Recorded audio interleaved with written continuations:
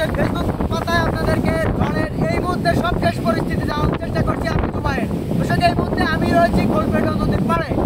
এই নদীর বর্তমান অবস্থা স্বাভাবিকের তুলনায় এই মুহূর্তে মাটি থাকার কথা ছিল একবারে সারবাটা। তবে সারবাটা সারাদিন জোয়ারের পরে এই মুহূর্তে এখনো পর্যন্ত যে জোয়ার রয়েছে স্বাভাবিকের তুলনায় সমমান বন্যা জোয়ারের মতো। তবে একটু পরেই সন্ধ্যা 7:30টার দিকে আবারও জোয়ার লাগবে বলে স্থানীয়দের কাছ থেকে আমরা জানতে পেরেছি। তবে আর সন্ধ্যা 7টার সময় যদি আবারও জোয়ার লাগে তাহলে এই জোয়ার আর বর্তমান জোয়ারের পানি এবং নতুন আসা জোয়ারের পানিতে উপকূল অঞ্চলে বেশ পানি বৃদ্ধি পাবে বলে স্থানীয়দের কাছ থেকে আমরা জানতে পেরেছি। এমন পরিস্থিতিতে খোলপেটা নদী কিন্তু এই মুহূর্তে রয়েছে উত্তাল এবং যে বাতাসের তীব্রতা কিন্তু ধীরে ধীরে বাড়তেই থাকছে। আর ঘূর্ণিঝড় রেমালের একেবারেই সেই রাগান্বিত ভাব এবং যত সময় যাচ্ছে ততই যেন ঘূর্ণিঝড় রেমাল তার ভয়াবহতা দেখাচ্ছে। দর্শক, সরাসরি দেখছেন এই মুহূর্তে দায় রিসর্টসে আমি এই মুহূর্তে রয়েছি খোলপেটা নদীর পাড়ে। দেখানোর চেষ্টা করছি খোলপেটা নদীর বর্তমান পরিস্থিতি।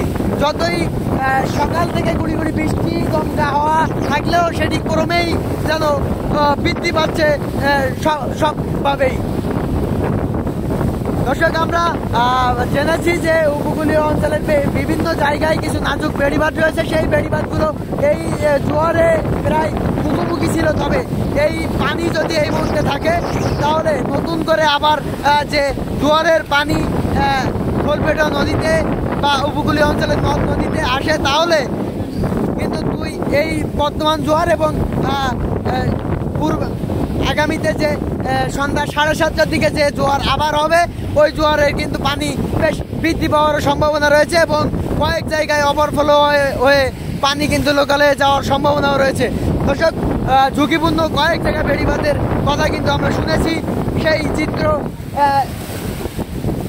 এবং কয়েক জায়গায় কিন্তু এলাকাবাসী স্বেচ্ছাশ্রমে বাঁধ সংস্কার করার জন্য গাছ এবং বিভিন্ন সরঞ্জামাদি দেওয়ার চেষ্টা করছে। দর্শক, যত সময় যাচ্ছে বাতাসের তীব্রতা কিন্তু বৃদ্ধি পাচ্ছে এবং নদীর পানি কিন্তু যে পরিমাণ জোয়ার ছিল তার থেকে কিছুটা কমছে। তবে এই মুহূর্তে কিন্তু এই নদীতে সারভাটা থাকার স্বাভাবিকের তুলনায় সারভাটা থাকবে, কিন্তু এই মুহূর্তে কিন্তু সারভাটা স্বাভাবিকের তুলনায় প্রায় কাছাকাছি কিন্তু পানি রয়েছে এবং বেশ কিছু স্থানে কিন্তু হচ্ছে তারা বেড়িবাঁধের একেবারেই কাছাকাছি পানি গিয়েছে